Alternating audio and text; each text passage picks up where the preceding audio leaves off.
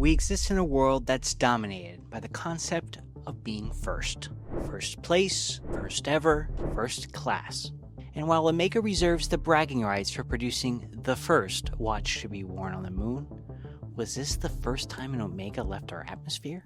Hi, I'm Matt from Exquisite Timepieces, and today our most recent shipment of Omega watches arrived this week. Inside this legendary stock from Switzerland, there's vintage style Speedmaster, and upon close inspection, their casebacks read, "The first Omega in space." Compiled in today's video is the illustrious history of this 60s tribute watch, as well as a technical overview in which, despite its retro styling, has a spec sheet that is anything but antique.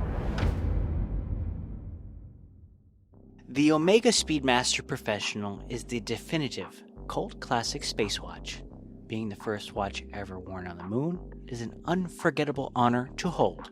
However, the Speedmaster Professional, despite taking part in all 6 moon landings, this watch was not the first Omega in space. That title is held by the Omega Speedmaster reference CK2998, and like its successors, was a manually wound chronograph offering critical and accurate timekeeping, a tool that is very important for astronauts. In the frenzy of the Cold War technological grudge match known as the space race, America would be dead set on showing the Soviets our innovative, military, and political supremacy by vying to be the first in any facet of space travel. On October 3rd, 1962, astronaut Wally Schirra would complete America's third and longest recorded spaceflight of the time, orbiting the planet 6 times in his spacecraft, the Sigma 7. And his timekeeping for mission-critical objectives, the Omega Speedmaster CK2998. Now, returning to the risks of Earthlings is this reimagination of Omega's first watch in space. The specs are as follows. A polished and brushed 39.7mm stainless steel case. The signature black aluminum tachymeter bezel with the infamous .over90, referring to a design idiosyncrasy diehard Speedmaster collectors would look for when differentiating, quote, pre-moon models made in the 60s. Domed sapphire crystal, bolstering scratch resistance while still keeping an acrylic glass look much like the original.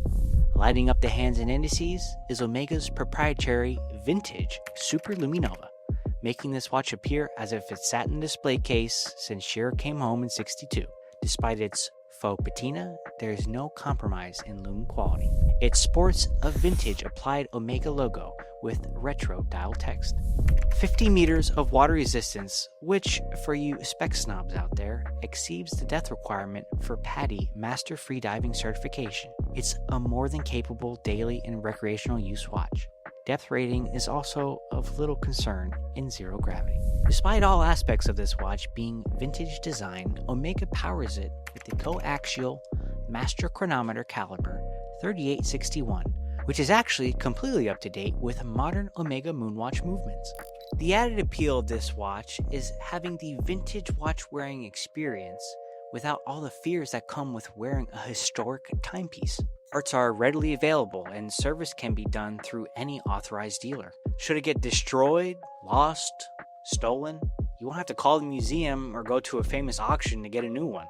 You can replace it at exquisitettimepieces.com with the click of a button. This watch weighs in at $8,900, only $100 shy of the current Omega Speedmaster Professional Moonwatch. The decision between the two is left purely to taste. If your favor is partial to smaller cased, more unique, 60s atomic era design, yet with modern specs and availability, our brand new stock Omega Speedmaster first watch in space is live now on our link below. Or you can contact one of our top rated team members who can help you with every stage of the Omega buying mission.